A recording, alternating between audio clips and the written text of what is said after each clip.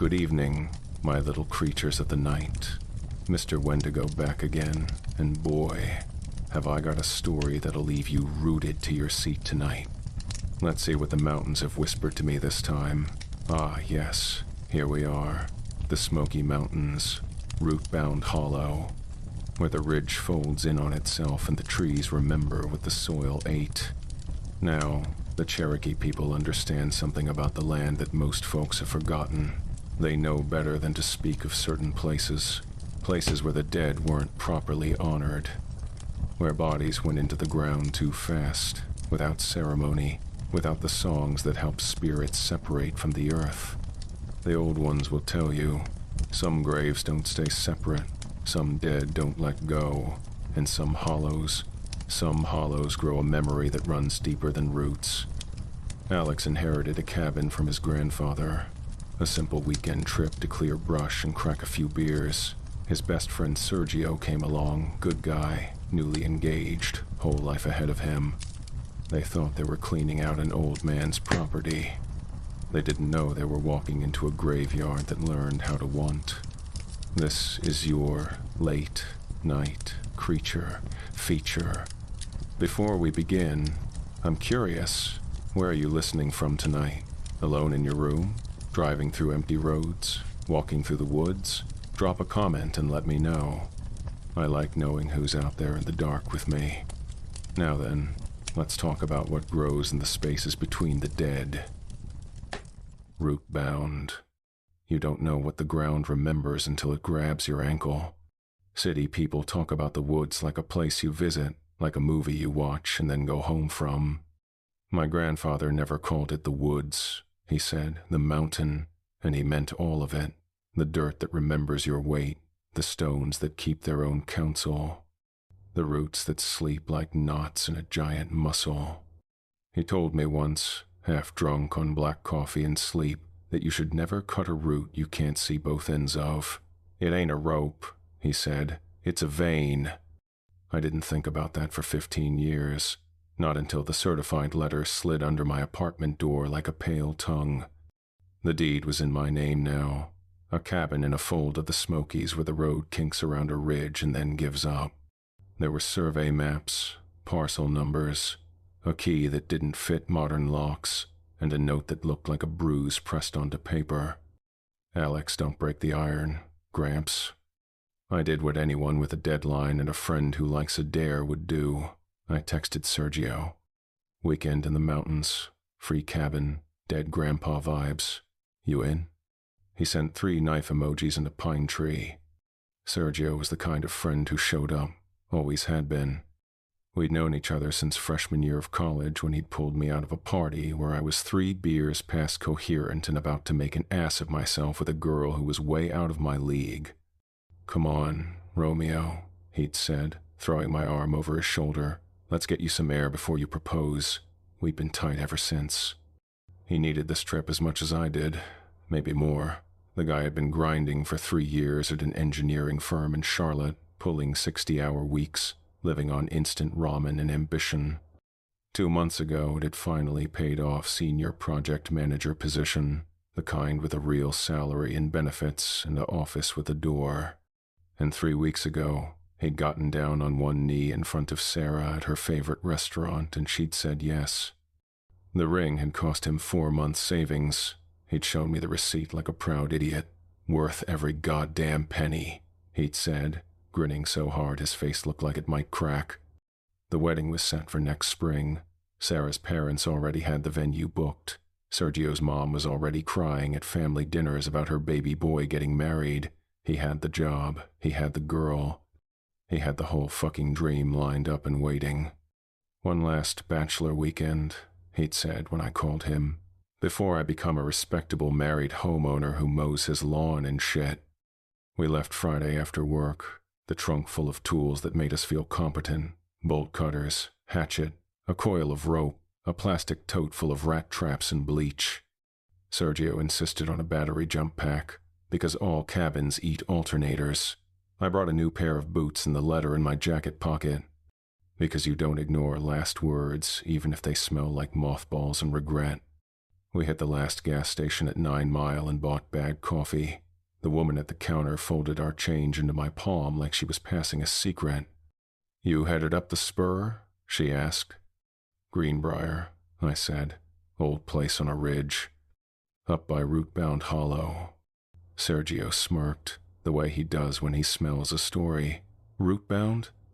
The woman's face didn't move, so her eyes had to. "You leave the iron where you find it," she said. "You don't cut what crosses the old boundary, and if something knocks from under the floor, you don't answer back." "Raccoons?" Sergio tried. She didn't smile. "You hear what you hear." We laughed about it in the truck because it was easier than bringing it into the cab with us. Sergio cranked up the radio and sang off-key to some 90s country song Sarah hated. "She's trying to fix my taste in music," he said. "Says I listen to garbage grandpa songs. I told her that's what makes me charming." "You keep telling yourself that," I said. "Hey," she said yes, didn't she? He grinned and tapped the ring on his finger, the simple gold band he'd already started wearing even though the wedding was months out. "I'm gonna be somebody's husband. How fucked up is that?" "Incredibly fucked up," I agreed. "Sarah wants kids right away. Like, immediately. I told her let's at least get through the honeymoon first, you know? But she's got this whole timeline mapped out. 2 kids before she's 35, a house with a yard. She showed me Pinterest boards. Man, Pinterest boards full of nursery themes and shit." "You sound terrified." "I'm fucking thrilled," he said, and he meant it. His whole face meant it. I never thought I'd get here, you know? The job, the girl, the whole package. Feels like I'm finally getting my shit together. The road rode the shoulder of the mountain, skinny as a bad thought, and then narrowed into 2 ruts, lined with witch hazel and laurel. The cabin sat at the end like something the woods had coughed up and then decided to keep. It had a tin roof rubbed to bare metal by weather, a porch slouched on knees, and a front door that accepted the key like it had been waiting to. Inside smelled like dust warmed by mouse fur. Every sound had a soft edge to it, like it had to push through felt. The first thing I saw wasn't the bedhead nailed to the wall or the cast iron pans hung like trophies. It was a ring of nails hammered into the floor around the stove, not in a circle but along the grain, following it like stitches. Sergio whistled. "Cozy. You sure the Blair Witch hasn't got this booked?" On the kitchen table, which was really just a plank braced with 2 sawhorses, there was a hand-drawn map burned into the wood. Ridges were jags of charcoal. A creek stitched through the lower third like a loose seam. At the back of the property, a square had been cut into the table itself and then nailed shut with 6 iron spikes that had rusted in place. In shaky pencil, next to that square, my grandfather had written, "Well, do not open." "Very normal," Sergio said. "Totally not a cursed floor table." My grandpa was eccentric. Eccentric as collecting stamps. This is some Silence of the Lambs shit. We unloaded, unlocked, shook the old place like a rug. Dusk slid up the ridge like a shadow trying to learn how to climb. The forest throated with peepers and then went quiet in an instant that felt intentional. I could hear the creak if I held my breath, the thin scrape of water over stone. There were iron things everywhere once we started seeing them, little L-shaped pins hammered into the thresholds, an iron ring in the lintel above the door. Iron nails poked like dull teeth from the corners of the room. I walked the perimeter with a headlamp, and there they were outside too, a scatter of old horseshoes and spikes half buried in the dark dirt along the line where the yard fell into the trees. My grandfather hadn't fenced the place. He'd seeded it with iron like a salt line. We ate stew straight from cans, Sergio lacing his with hot sauce until his face turned into a lesson. "Sarah hates when I do this," he said, grinning through the burn. "Says I'm gonna wreck my stomach before the wedding. I told her I've been eating like this since college and I'm still standing. Barely standing. Standing adjacent." The stars had the old, unblinking gaze you only get in places far enough from the grid to feel like you stepped backward in time. We drank beer on the porch.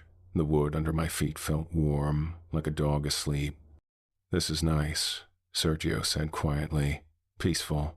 I've been working so hard I forgot what quiet sounds like." "You earned it, man. The promotion, the engagement, all of it." "Yeah." He looked out at the dark trees. "Feels like my whole life is finally clicking into place, you know? Like I've been pushing this boulder uphill for years and it's finally cresting." He took a long pull from his beer. "Sarah's gonna love it when I tell her we cleaned this place up. She's already talking about weekend getaways. We could make this our mountain retreat," she says. I'm like, "Babe, there's no cell service and the nearest grocery store is an hour away." She doesn't care. She just wants a place where we can. Something knocked from under the floor. Not a scurry, not a skitter.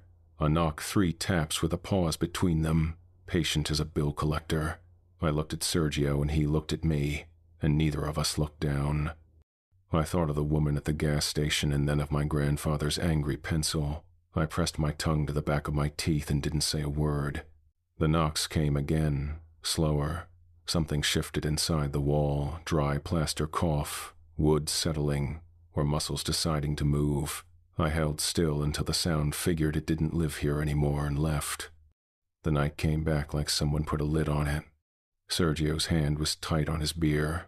"Okay," he said lightly, "so that's a thing that happened." We didn't talk until morning.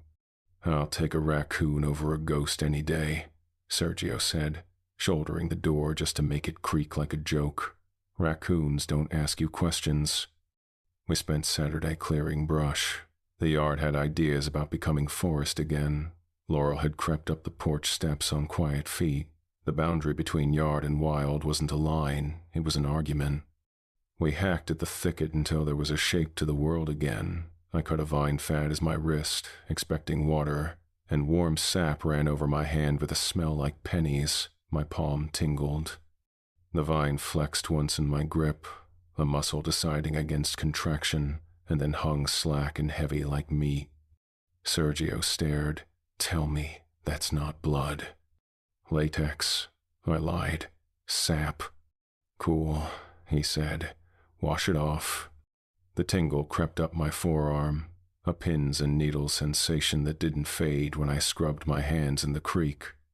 Something about the way the water ran over my skin felt wrong, like it was trying to get in rather than wash off. We followed the boundary line to where a notch in the ridge made a shallow saddle and then tipped into a narrow hollow. A ring of stones poked their brows through the leaf litter.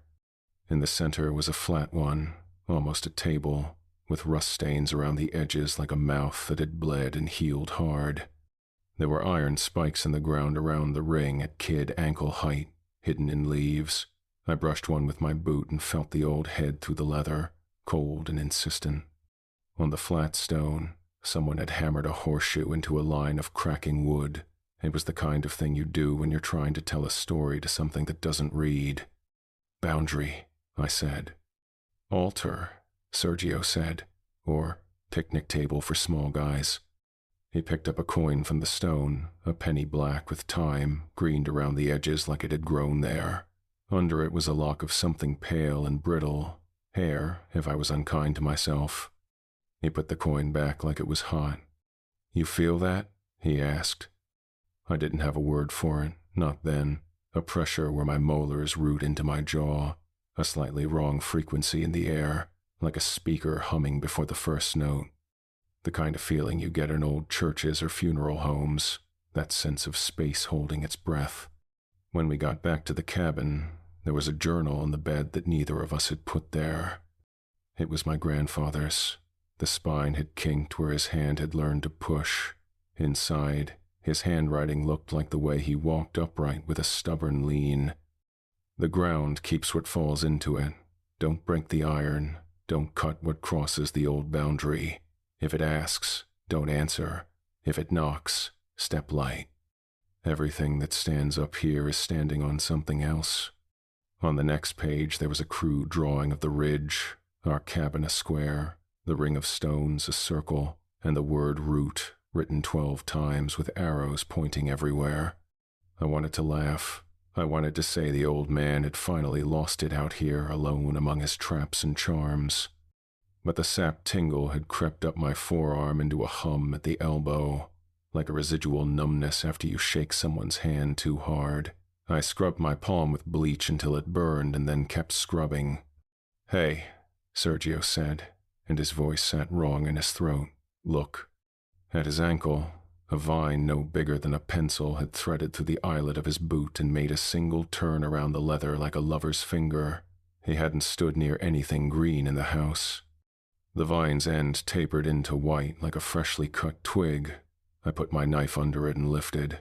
It came away clean. No tear. No sticking. There was a faint ring on the boot where it had been, like water left behind when a glass is moved. "What the fuck?" Sergio said quietly. "Probably just tracked it in from outside. I haven't had these boots on since we got here." We propped the boots by the stove that night and slept with our socks on. The knocking didn't come back, but Sergio got up once that I saw and twice that I dreamed. He stood in the doorway staring out into the yard as if he'd heard his name hissed from the threshold. I didn't say his name. I didn't touch him. After a long breath, he went back to bed. I kept my eyes open until they weren't. I woke before dawn to the soft hiss of something being pulled slowly through dry grass. By the time I had my boots on and my hand on the latch, whatever it was had learned patience again. The yard was a gray footprint, the trees barely darker than sky. The iron things along the boundary had a cold shine like fish in low water. I went around the side of the cabin to take a leak and stepped into a softness that wasn't leaf mold. My foot went in up to the ankle and the ground closed with a gentle certainty that belonged in another room. I pulled out hard on reflex, felt a grip like many small fingers, and came away with my boot wet to the leather line. The hole didn't look like a hole. It looked like ground that didn't want to talk about what was under it. The smell reminded me of the old man's shed in July, wet wood, iron, something alive in the dark. Back inside, I told Sergio I wanted to leave after breakfast. "Come back with the crew," I said, which meant come back with people who wouldn't feel embarrassed being scared. He made a face. "We just got here." Weird knocking.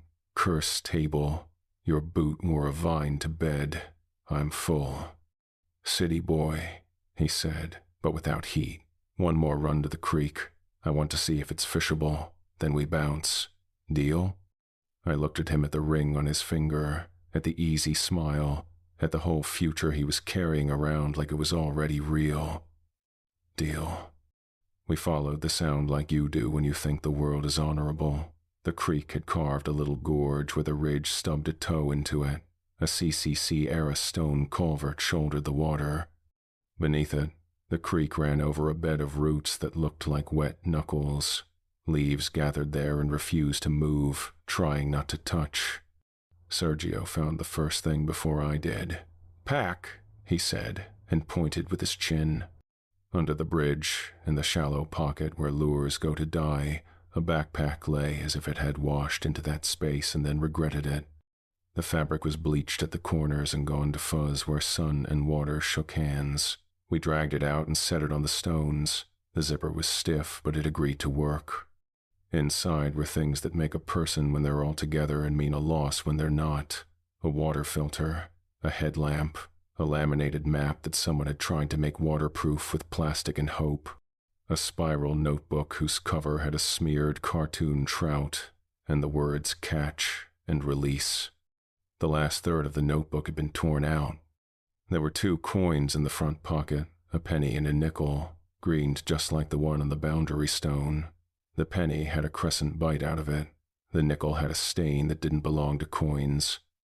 "Leave it," I said, and heard how my voice sounded like my grandfather's. Sergio nodded, but his hand hovered over the notebook like he wanted to touch it. Someone was up here. Someone got. "Don't," I said. He picked up the notebook anyway. The moment his fingers touched the water-warped cover, his whole body went rigid. His eyes rolled back. His breath stopped. And I saw it too. Not a vision, not a memory, something in the notebook, pressed into the paper like a stain, a window that opened when touched. The hiker's name was Ben, 24. From Knoxville, he'd come up here solo in late summer to clear his head after his girlfriend left him. He'd found the boundary stones. He'd seen the horseshoe. He'd thought it was interesting, some old hillbilly superstition, and he'd taken a picture for Instagram. Then he'd stepped over the boundary to get a better angle. The ground had grabbed his ankle, not hard, just a pressure, like a hand testing weight. He'd pulled free, laughed it off, walked back to his campsite by the creek. That night, he'd heard something moving under his tent. Not an animal, something that knew the shape of him, that was learning his outline from below. He'd lain very still and tried to convince himself it was roots settling, ground shifting, nothing, nothing, nothing. In the morning, there were hairline white filaments growing from the moss on his tent stakes. They'd braided themselves into his guy lines. He'd packed fast, but when he tried to leave, the trail kept folding back on itself. He'd walk for an hour and end up at the boundary stones. Again and again, the horseshoe had moved each time. On the third day, he'd woken up to find a thin root growing from the crook of his elbow where he'd scraped it on a branch, a white tendril no thicker than a hair, emerging from the scab. He'd pulled it out and it had come endlessly, hand over hand, like pulling fishing line from a spool, 3 feet of it from a wound that looked like nothing. It grew back that night. By the 5th day, he was hearing voices from the creek, his girlfriend's voice, his mom's voice, calling his name, telling him to come down to the water, telling him it didn't hurt, telling him to just give in. It would be easier, everyone was waiting. Just come down, come home. He'd gone to the creek. The roots had been waiting under the water like a net. They'd punched up through his boots, through his jeans, into the soft meat of his calves. He'd screamed and roots had poured into his open mouth, threading down his throat, branching through his lungs like ivy through a trellis. He'd clawed at the water, at the stones, and his fingernails had torn off against the rock. The roots had wrapped his arms, his chest, his neck. They'd pulled him down into the creek bed where the current ran shallow. And there, under 8 inches of water, they'd held him. Conscious, aware, unable to move, unable to drown because they were breathing for him now, pushing air through his invaded lungs like a bellows. The roots had branched through every vein, every capillary, replacing his blood with sap. His skin had split along his arms and legs, and pale tendrils had emerged, reaching for the creek bank, trying to take root. He'd felt his bones soften, felt his spine curve and compress, felt his skull begin to collapse inward as the roots threaded through his brain, learning the shape of his thoughts, his memories, his terror. The last thing he'd felt as himself was his jaw unhinging as a thick root pushed up from his stomach and out through his mouth, flowering in the open air. Then he'd become part of the network, and he was still there, still conscious, still aware, trapped in the root system beneath the creek, unable to scream because he had no mouth anymore, unable to die because death wasn't the thing the Lattice understood. Still there, waiting. Hungry. Sergio dropped the notebook with a sound like a gasp after drowning. He stumbled back, hit the stone wall of the culvert, and slid down it until he was sitting in the cold water. His face was the color of old paper. "Jesus Christ," he said. "Jesus fucking Christ." "You saw it," I said, not a question. "He's still there. Alex, he's still there. Under the water. I could feel him." He pressed his hands to his face. "We have to go. We have to go right fucking now." We scrambled up the bank like the stones were trying to grab us. Sergio slipped on the moss on the way up, and for a moment he didn't slip, he jerked, like something had pulled his foot back to correct a mistake. He swore and reached for me, and I grabbed him, and in that reach I saw it, hairline roots like wire bristles in the mud, all pointing toward his heel, all uncoiling like surprise snakes when I broke their tension. We got to the top with our breath in our mouths. The yard looked like we'd left it. The door was the shape of safety in a world that had lost its words. The truck didn't start. The dash lit like a slot machine that forgot what it was supposed to pay out. The starter clicked in a dry way that meant not just a dead battery, but a battery that had had its life siphoned out of it slowly and with purpose. Sergio popped the hood and I stared down at a machine that had grown pale filaments attaching bolt to bolt, block to frame, a spiderweb of tender white that snapped when I brushed it and left a smell like cut dandelion stems. He slammed the hood. "Okay," he said lightly, which is what you say when you've run out of sentences and there are miles of forest pushing breath in around your head. "We hike out. There's a trick the mountain plays where it folds its pathways like sheets and tucks you into a corner you don't remember lying down in. We picked a line and kept it. The line blurred and returned to itself. The sun did math against the ridge and found we were still where we started. We passed the ring of stones again, and I didn't want to, but I looked at the flat one and the penny had moved to the other side of the horseshoe. I told myself we had bumped it with our boot, and then I remembered how careful we had been, and then I stopped telling myself anything at all. By mid-afternoon, we'd learned that distances here didn't belong to feet. We came back to the cabin like children who had promised not to and knocked mud off our boots at the threshold like an apology. Inside, the iron nails around the stove had lifted a little in their holes, as if the floor had swollen like a tongue pressing against a bit. Sergio sat with his back to the wall and stared at his hands. "My ankle aches," he said. He pulled his sock down. A crescent of red had formed above the boot line where the vine had laid its loop, a welt with a fine-tooth edge, like he'd leaned too long on straw. I took the first aid kit to him, gauze and disinfectant and the lie that I knew what I was doing. When I pressed the pad to the welt, something in him shivered as if a small charge had cut across him, light as a grocery store shock. The welt twitched. "It's not in your head," I said, and he nodded in a way that told me he had run out of places to store fear and was now filing it where it fit.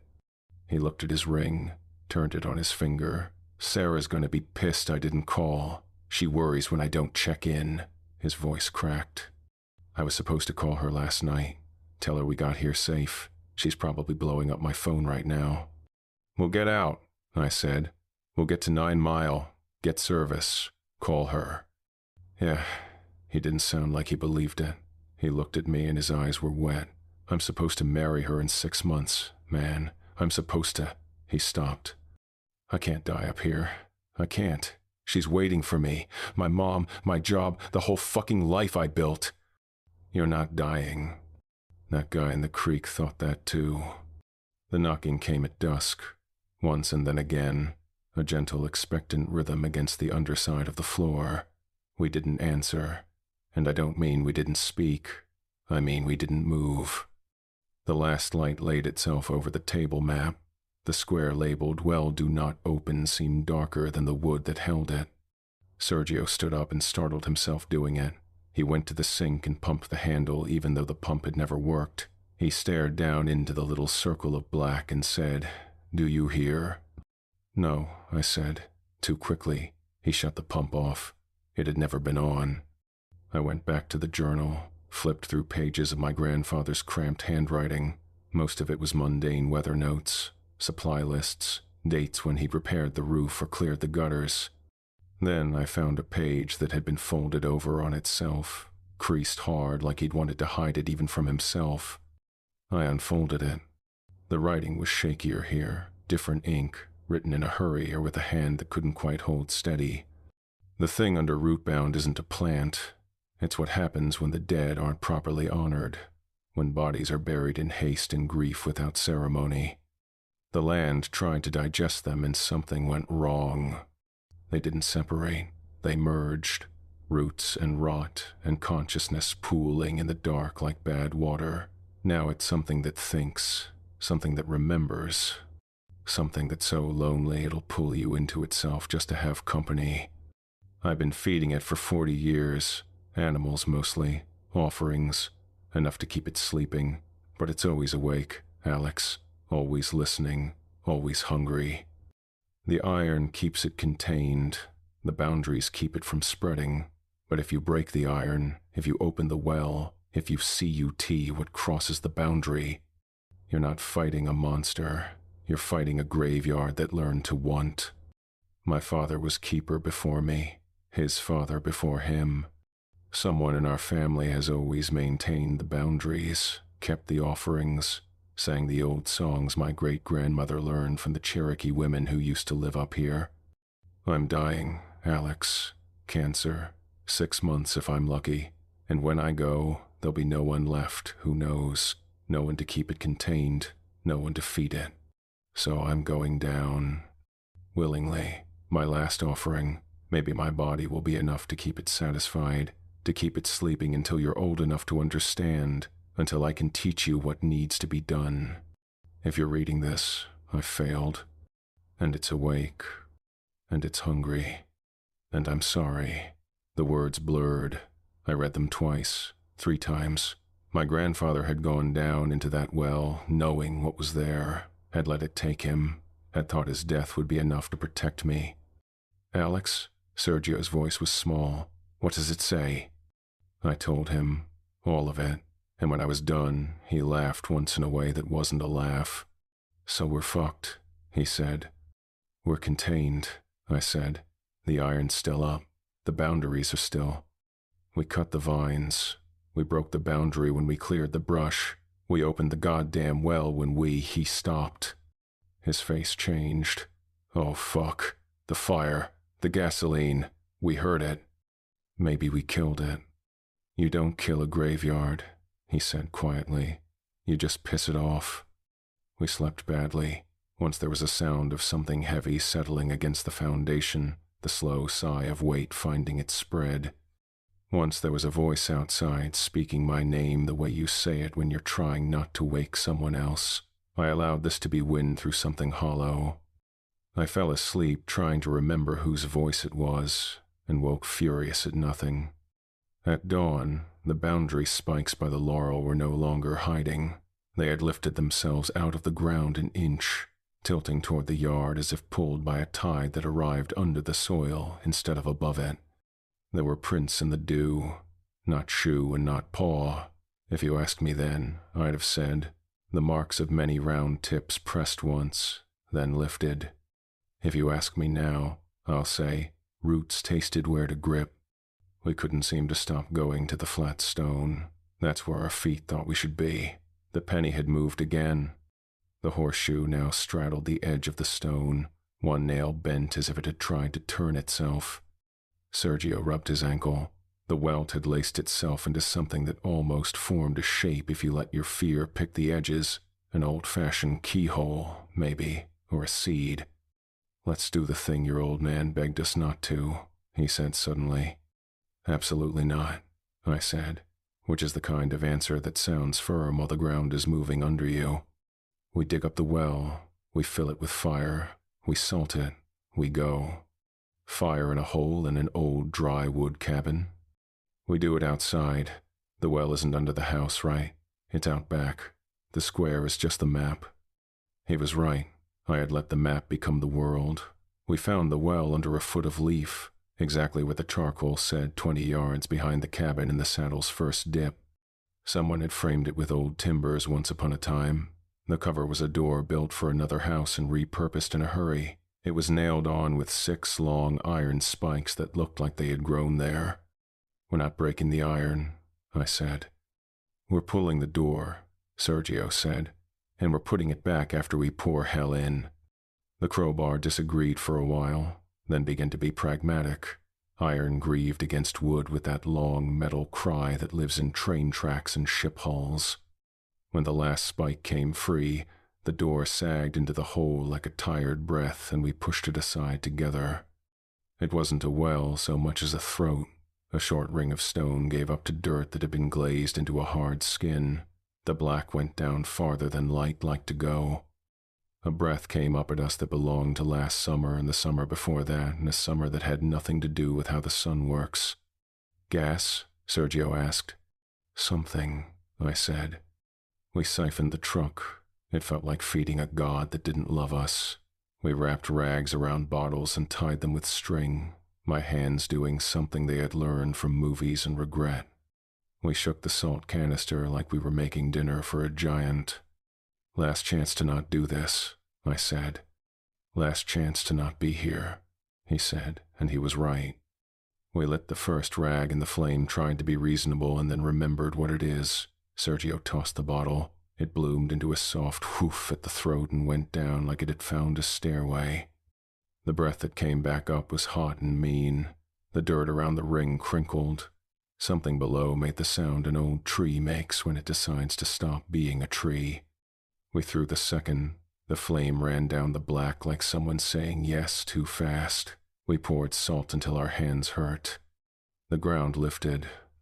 Not much, an inch here, a breath there, but it was enough to tell the truth, that what we stood on wasn't ground the way we meant it. It was a mat.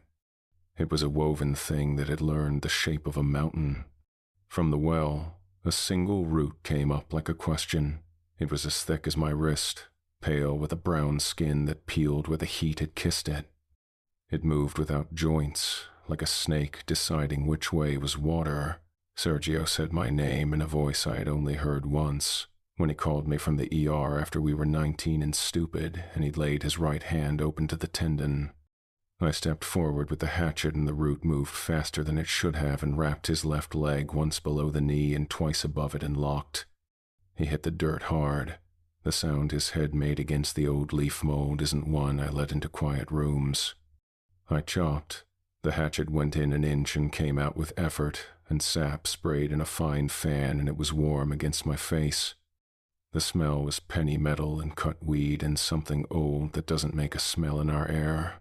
The root tightened and sank into Sergio's jeans and the denim puckered around it and then gave. He screamed not the wild coyote noise of fear, but a small, personal sound, like his name said back to him wrong. "Alex," he said. "Alex, get it off." I hit it again. It split and sealed. It didn't bleed the way things bleed. It wept and then drank. It pulled on him not with a jerk but with a steady insistence, a conveyor belt under the earth drawing him toward the well. I grabbed him under the arms and the ground under my knees felt busy, like many small hands were flattening themselves, then reaching, then deciding where to be useful. He was heavy with fear and with the weird new gravity that the mountain had put on him. I dragged and the root gave half an inch and then took an inch back with interest. I thought ridiculous things about leverage and friction. I swore at the world as if it would answer. Sergio's boot tore with a sound like wet paper. His foot came out of it and I fell back from the sudden slack and he clawed at the ground and the root, deprived of purchase, had to consider a new plan. He rolled and kicked with the free leg and the root chose speed over dignity and let go. We crawled. We didn't stand, because standing felt like a thing you do when you're not paying attention. Back at the porch, Sergio leaned against the post and breathed with his whole chest, in the way you do when you are telling your body there's still a bargain to be had. His bare foot was gray with soil up to the ankle. There were hairline cuts where tiny white tips had found his skin. The welt had become a lattice that my rational mind refused to focus on. He looked at his ring again, twisted it. "I was supposed to start my new job Monday," he said. His voice broke. "Sarah and I were going to look at houses this weekend. Real houses. With yards and fucking dishwashers." He laughed and it came out wrong. I had the whole thing planned, man. The wedding, the honeymoon in Costa Rica, trying for kids next year. I had a life waiting for me. "You still do," I said. "We're getting out of here." "Are we?" He looked at me and something in his eyes had already given up. That guy in the creek thought he was getting out too. "We go now," I said, which meant we go ugly. We leave the tools, the iron, the truck, the map, whatever this place thinks is ours. The yard didn't like that. It felt like stepping through wet rugs. The path we'd made with our earlier cutting was full of small green things that hadn't been there, cotyledon twins, seed leaves spread in crude mouths, all oriented toward us like radar dishes. Behind us, the well made a sound like a lung pulling in cinders and spoke. Not words the way we do, a tone that hit me behind the ear. My bones rang a little, leaves quivered as if wind had remembered itself and then forgot again. Sergio stared and then jerked his head like he was trying to dislodge a mosquito. "Don't," I said. "Don't listen." "Someone's," he started, and then bit it off. He put his hands over his ears and kept moving. We tried the road again and found that the ruts had filled with a softness that was not mud. The first time my foot sank and something tightened around my ankle like a cuff, I yanked out hard enough to leave skin. I didn't look at what came away stuck to me. We walked in the brush, going wide, and the brush leaned back against us as if it had decided we were weather to be resisted. At the ring of stones, the horseshoe had fallen off and lay on the ground, and there were drag marks around the flat rock like something had been pulled across it many times. The penny was gone, and there was a little round stain on the rock the color of old blood. Sergio laughed once in a way that wasn't a laugh. "Okay," he said to no one and everyone. "Okay, I see you." He turned and put his hands on his knees and breathed that way again. I stood with him because there wasn't anything else to do. "Tell me a joke," I said, because part of me still believed in that trick language as charm, humor as salt. "Guy walks into a forest," he said. "Forest says, 'Stay.'" "Terrible joke," I said. His face did something between a smile and a collapse. "I'm tired, Alex. I'm so fucking tired." And my leg, he touched the lattice mark and flinched. I can feel it, inside. Growing. We made it to the old culvert bridge like we'd been allowed. The water was lower now, or the bed had lifted, or my eyes were wrong. The roots under the water rose in knuckles, and the leaves gathered in the eddies looked like tongues. The backpack under the bridge was gone, the notebook, too. In the pocket where it had been, there was a coin half pressed into the mud, and when I leaned to pick it up, I saw that it was not a coin, but a round iron washer rusted to almost nothing. Sergio crouched, then knelt, then folded forward like something had cut his cables. He pressed his forehead to the cold, wet stone. A long shiver ran through him like a dog after rain. "Can you get up?" I asked. He didn't answer. His hands were on the ground as if he was trying to take a pulse. When I grabbed his shoulder, he flinched like I'd put a live wire there. "Don't listen," I said again, stupidly, because all the words I had were coins that bought nothing. "I can hear a euro," he said, and his mouth shut on the rest. He shook his head hard and pushed himself backward on his heels. His eyes were wet and bright with a kind of embarrassment that didn't fit. "It sounds like Sarah, like she's calling me. She sounds scared, Alex. She's asking where I am. She's saying she needs me." "It's not her." "I know that," his voice cracked, "but it sounds exactly like her. Exactly. How does it know what she sounds like?" Because it knew Sergio. Because it had tasted him. Because it had learned him through the root in his skin, and now it could pull his memories like strings. We stood at the same time, and the ground took that as an invitation. A tangle of fine white roots rose from the water like smoke and hardened into cords and went for ankles, for knees, for the places where the body turns on itself. We jumped to the stone, and the roots hit the flat face and flattened, and then began to creep with the patient certainty of heat. We ran then, and I won't turn it into poetry. We ran like men who had given up everything except running. The cabin appeared the way a trap looks like a door. We went past it. The well breathed behind us like a house on fire. We hit the truck. The keys were in my pocket. The jump pack sat on the passenger floor like a promise made when life was something else. I hooked it up with shaking hands, and the small filaments snapped as I brushed them, and the battery light on the pack flickered and tried to believe in itself. "Come on," I said to no one. Sergio sat in the driver's seat and held the wheel like he had promised it something. His hands were shaking. The ring on his finger caught the light. The starter clacked. The pack's light went red and then green and then didn't mean anything. The truck caught once and then died, like a fish deciding whether to take a fly. He tried again. The engine turned over and the hood rose an inch as if something had pushed from underneath, and the truck coughed alive. He floored it, and the tires spun in the leaf on dirt and then found stony purchase. We lurched forward. The undercarriage made a sound like a broom dragged across too many wires. I didn't look back. We made it as far as the first bend. Something lay across the road that hadn't been there. Not a tree, and not a branch, and not a pile of brush. A bundle of roots the size of a small car, clean as if pulled up from the earth by an invisible crane, their tips all oriented toward us, pale and tender and hungry. Sergio braked in a way that was more prayer than plan. The truck slid left and kissed the bank and died. The pack light went black like an eye put out. We sat very still. In the silence, I could hear the tiny sounds that many small living things make when they remember themselves. The root bundle shifted almost invisibly, finding better purchase on itself. "We walk," I said, because some lies are true until they aren't. We left the truck. We went up the bank and into the laurel where nothing human had wanted to go for a long time. The laurel returned the favor, pressing waxy leaves into our faces, catching our packs, reminding us about our skin. The ground tried to cup our feet like hands. We moved like water moves when it has been given a job and no guidance.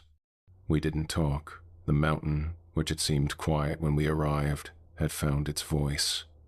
It spoke in leaf and in small damp shiftings, in the microscopic size of mycelium gliding from one certainty to the next, in a treetop groan that I had always heard as wind but now understood as ligament. I don't know how long we did that. Time had been unhooked from the sky. When we came back into the yard, I didn't even swear. I sat down on the bottom step and looked at my hands, and they didn't look like they were mine anymore. They looked like tools that had done their best. Sergio stood at the threshold and then went inside. He moved like someone who has decided to do one clear thing well. I followed because he was my friend, and because whatever we were doing, I wanted to share it. He went to the table and put his palm flat over the square labeled "Well, do not open," and closed his eyes. His face relaxed in a way that broke my heart. He said softly, "I can almost hear it." "No," I said. I said it like a dog says no, all warning and no authority. He opened his eyes and looked at me. Really looked at me, the way he had the day we'd graduated college, the day we'd gotten drunk and talked about the future like it was something we could hold in our hands. "It's calling me," he said. "It knows my name. It knows Sarah's name. It's telling me she's down there, that she's waiting, that she came looking for me, and..." His voice broke. "I know it's lying. I know. But Alex, what if she did come up here? What if she got worried and drove up and..." "She didn't. But what if she didn't?" He nodded, lifted his hand. In the sweat print where his palm had been, the charcoal had lifted off the wood and made a mirror of his hand on his skin. He stared at it. "I have to go down," he said quietly. "No, you fucking don't. It's in me, Alex. I can feel it growing. In my leg, in my chest. I can feel it branching through me like he touched his ribs. It's gonna take me anyway. At least this way I can see. I can know what's down there. I can. You can die." "I'm already dying." He looked at me and his eyes were clear, resigned. "Help me. Please. Don't let me go down there without a line, without something." Every part of me screamed no. Every rational thought I had left said to knock him out, drag him into the woods, carry him if I had to until we found a road, a ranger, someone. But I looked at his ankle, at the lattice spreading up his calf, at the way his hand shook, at the ring on his finger that was supposed to mean forever. And I knew he was right. It was in him, and it wasn't letting go. "Okay," I said, and the word tasted like ash. We went to the bedroom. We tore the bed sheets. We made a harness. We tied a rope. If I'm honest, we did what you do when you've admitted what the story is and are trying to write an ending that doesn't embarrass you. The well yawned. The heat had gone out of it. The throat had sealed itself into a wet-looking glaze that had cooled like sugar. The rags and salt and gasoline had done something. I don't know if it was a harm or a help. Sergio looped the rope around his chest and under his arms and tested it with his weight. I tied off to the porch post and then to the iron ring in the lintel and then to one of the spikes we had pried loose and driven into the ground again. We both knew the rope wasn't for hauling him up. It was for remembering where he was when he stopped being where I could see him. He looked at me. If I don't come back, don't. Tell Sarah I love her. Tell her I tried. Tell her, his voice broke, tell her I'm sorry I didn't make it to the wedding. Tell her yourself when we get out of here. He smiled sadly, touched his ring one last time. Yeah, sure. He lowered himself in. The throat accepted him. The rope rasped. The light from my headlamp went down the first turn and then broadened strangely as if it had been invited. It's wide, he said, voice smaller with distance. It opens into Jesus Christ. What? Sergio, what do you see? Silence. Then, it's not a well. It's a chamber. The walls are, oh God, Alex, there are faces in the walls, pressed into the wood. They're moving. I heard him gag, heard him breathing hard, fast, the sound of someone trying not to scream. Sergio, come back up. Come up right now. There's something in the center. It looks like a person, but it's all wrapped in roots, like it's part of the... His voice went high and thin. Alex, it's Grandpa. Your grandpa is down here. He's still alive. He's looking at me. His mouth is full of roots, but he's trying to talk. Then the screaming started. Not Sergio's voice. A chorus. 100 voices. 200. All speaking at once. Overlapping. A wall of sound that came up the well like something physical. Welcome. Join us. Don't be afraid. It doesn't hurt. We're together now. Never alone. Come closer. And underneath it all, my grandfather's voice, ragged and desperate. Run, boy, get out, don't. The rope jerked, hard, once, twice, like something had grabbed it from below. Sergio, I screamed. His scream came back up, raw and animal and wrong. I pulled with everything I had. The rope fought me. It felt like I was trying to haul up a car. Something down there was pulling back. Alex, it's got me. The rope jerked again, and I heard, God help me. I heard the wet sound of roots punching through fabric, through skin. Sergio's scream cut off into a choked gurgle. I pulled harder. The rope gave. Too much. Too fast.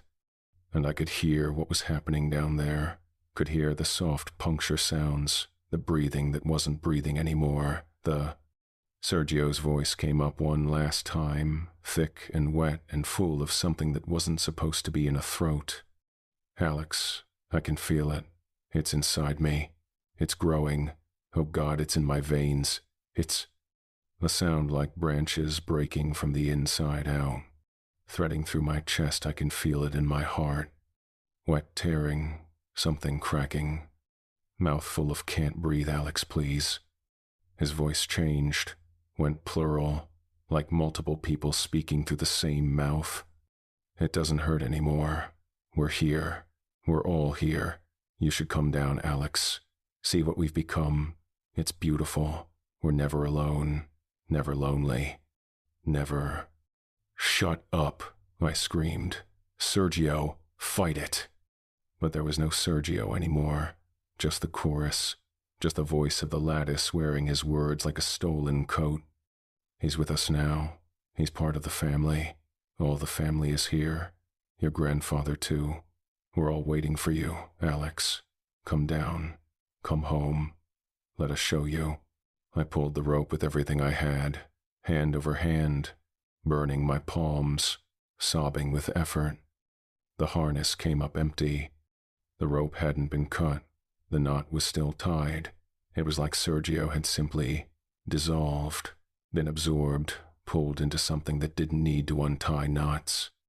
I stared at the empty harness, at the wet stains on the rope that smelled like sap and copper. From the well, a chorus of voices that included God help me Sergio's voice. Alex, Alex, it's okay. I'm okay. It's not what you think. Come down. Let me show you. Sarah's here too. She came looking for me. We're together now. Forever. Come down. Please. I'm so lonely without you. Come down. Come down. Come down. I ran. Not away from the well, toward it, with the iron spike in my hand, the one we'd pried loose. I drove it into the ground at the lip of the well, and grabbed another and another, hammering them in with a rock, with my fists, with anything, building a new boundary while the voices screamed at me from below. No. Don't. Alex, please. We just want... so lonely. Don't leave us. I dragged the iron door back over the well, hammered in every spike I could find, poured salt in a ring around it, and then I ran. Through the yard, through the laurel, through the woods that grabbed and pulled and tried to cut my feet. I fell a dozen times, got back up, fell again, roots lashed at my ankles. I kicked free, kept running. Behind me, the mountains screamed. Not with sound, with pressure, with wrongness. Every tree shook, every leaf rattled. The ground beneath me heaved like something trying to stand. And through it all, Sergio's voice, fading but still there.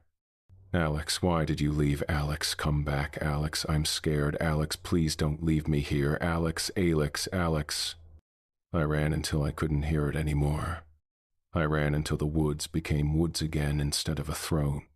I ran until I hit pavement and a Ranger truck rolled slow around the bend, its tires making that pleasant crunch. The man inside had gray in his beard and eyes that had seen the thing I carried. Easy, he said, and his hand hovered over the radio like a priest deciding about a bell. You lost? I told him no. I told him the truth with my mouth shut. Then I told him the truth with my mouth open, and he listened, and his face got grayer and grayer until it looked like stone.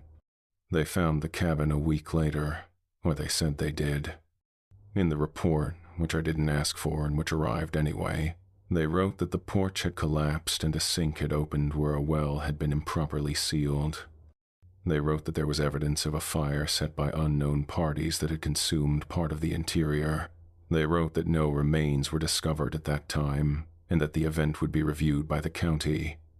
They wrote that the property line had been difficult to establish due to changes in the landscape. They wrote that a second vehicle had been found on the property, a red Civic registered to a Sarah Mendez. She'd driven up Saturday afternoon when Sergio hadn't answered his phone. She'd gone looking. They never found her either. No one wrote about the iron. No one wrote about the nails that rise when the floor breathes. No one wrote about the way a mountain looks at you after you've cut something you shouldn't. The ranger, his name was Holt, sat with me in the hospital while they stitched up my feet and gave me something for the shock. He had Grandpa's journal. I don't know how he got it. I don't remember grabbing it when I ran. He read it quietly while I stared at the ceiling and tried not to hear Sergio's voice echoing in my head. Finally, Holt closed the journal, looked at me. Your grandfather was a keeper, he said quietly.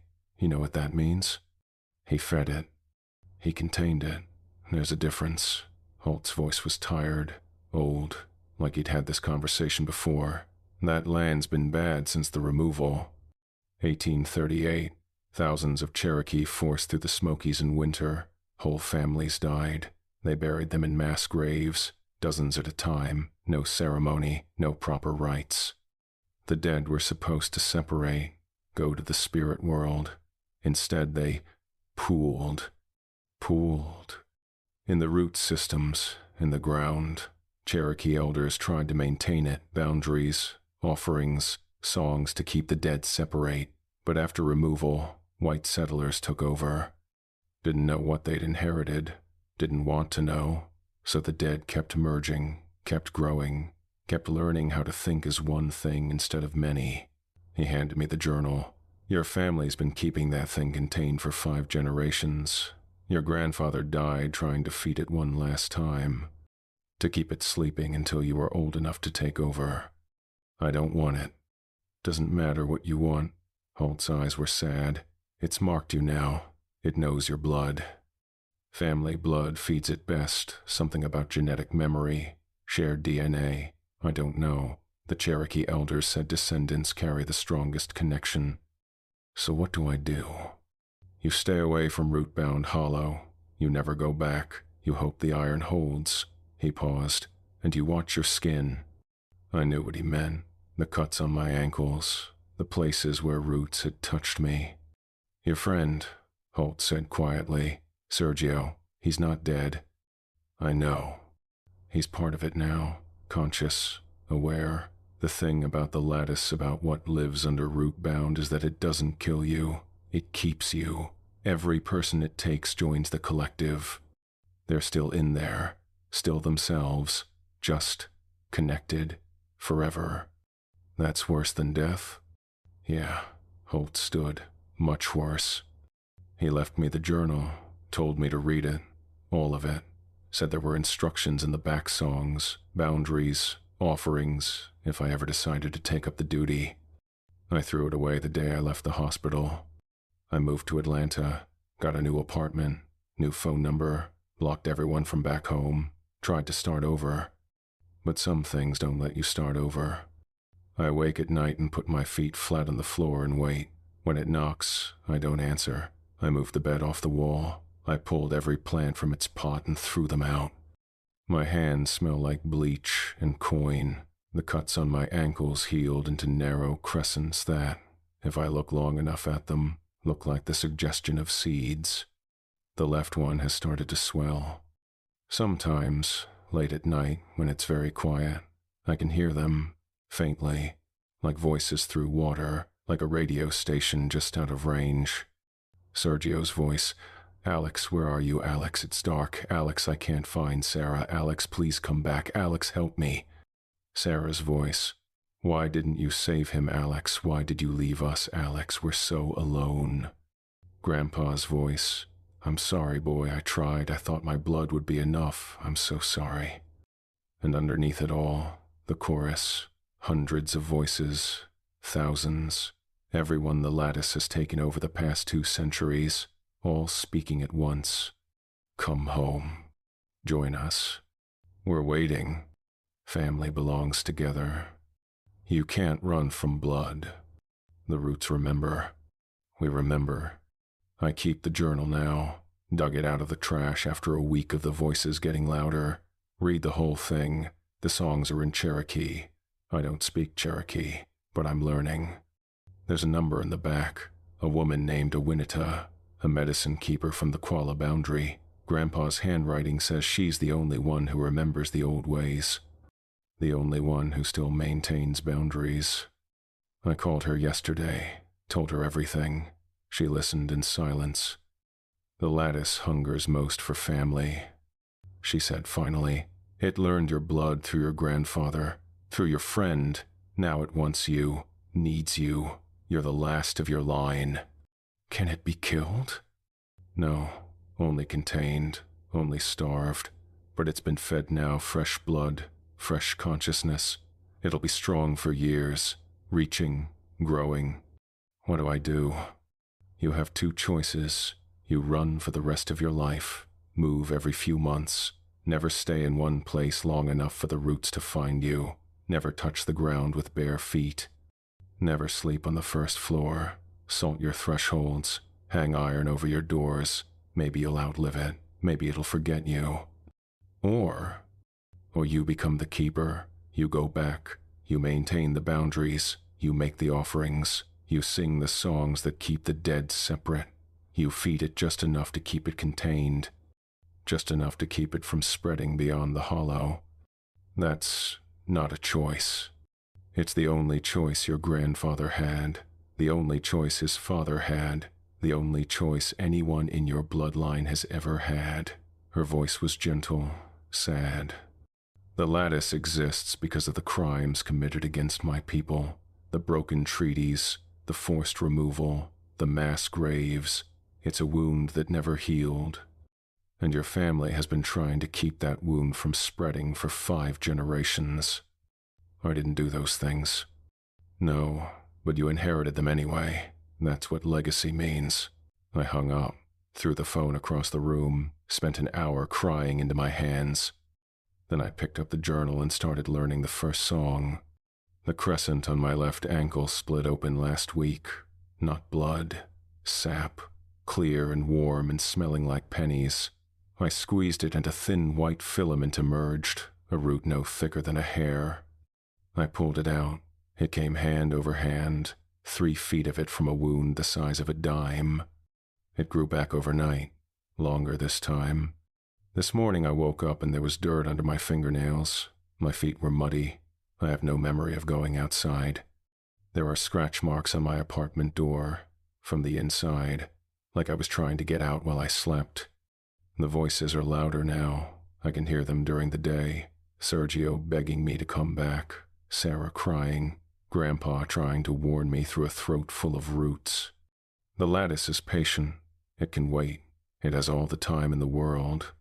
But I'm running out. I've packed the truck, the journal, the songs, a Winter's number, salt and iron, and all the things I'll need to rebuild the boundaries.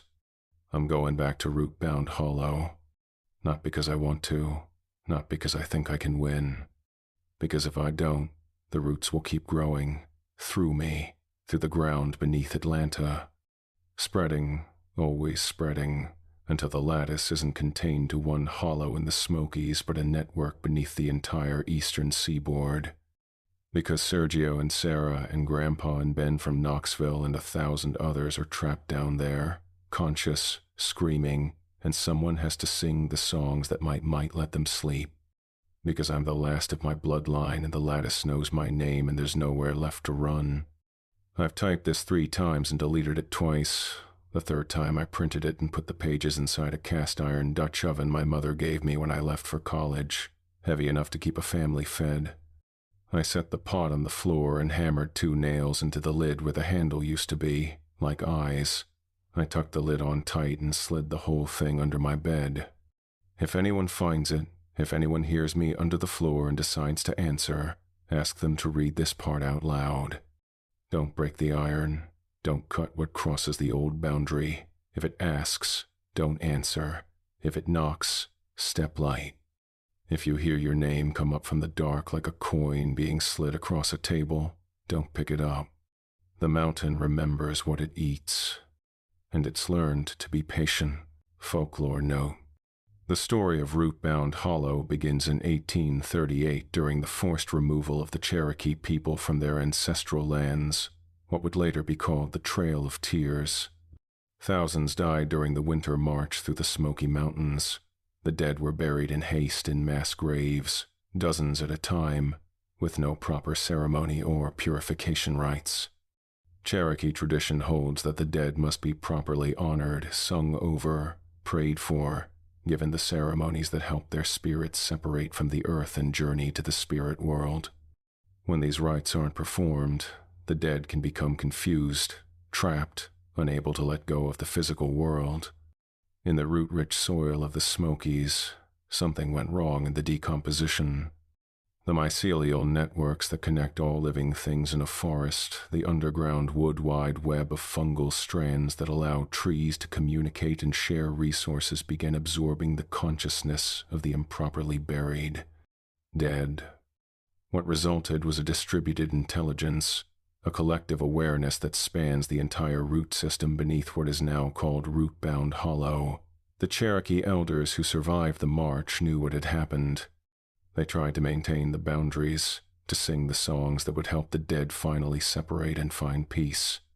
But after the removal, white settlers took over the land. Most didn't know what they'd inherited. Those who learned kept the knowledge close, became keepers, maintaining the iron boundaries that limit the Lattice's spread, making offerings to keep it dormant, singing songs in a language most of them didn't speak to keep the dead from fully merging into one vast, hungry consciousness. The entity that lives beneath Rootbound Hollow is not evil in any traditional sense. It's lonely. It's a collective of thousands of individual consciousnesses that have been trapped together for nearly 2 centuries, unable to separate, unable to die. unable to do anything but exist in a state of perpetual communion that none of them chose. It hungers because it's incomplete. Every person it absorbs makes it more whole, more aware, more real. It speaks with the voices of everyone it's taken because they're all still in there, conscious, aware, trapped in the lattice of roots and wood and compressed flesh, screaming for help or company or release. The Cherokee medicine keepers still maintain sacred boundaries around certain parts of the Smokies. They still sing the old songs. They still leave offerings at boundary stones. They understand what most people have forgotten, that the land remembers, that some wounds never heal, that the dead, when dishonored, don't always let go. If you go hiking in the Smoky Mountains and you see iron horseshoes nailed to trees, coins left on flat stones, or circles of iron spikes hidden in the leaf litter, walk away. Those boundaries were placed for a reason. Don't break the iron. Don't cut what crosses the old boundary. And if something knocks from beneath the ground, asking you to answer, asking you to come closer, asking you to join the family that waits beneath the roots, walk away. Some invitations shouldn't be accepted. Some families shouldn't be joined. And some places remember what they've eaten, and they're always, always hungry for more.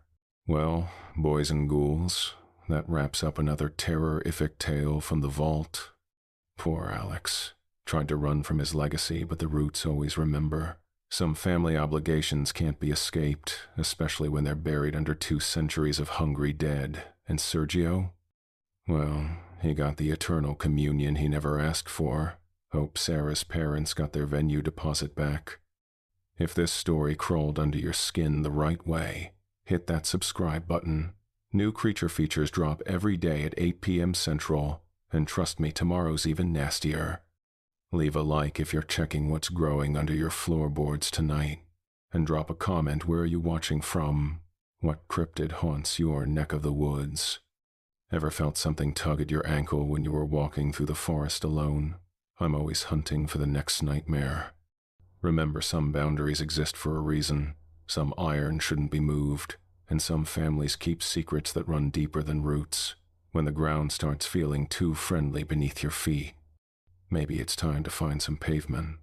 Until next time, kiddies, keep your fires burning and your eyes on the trees.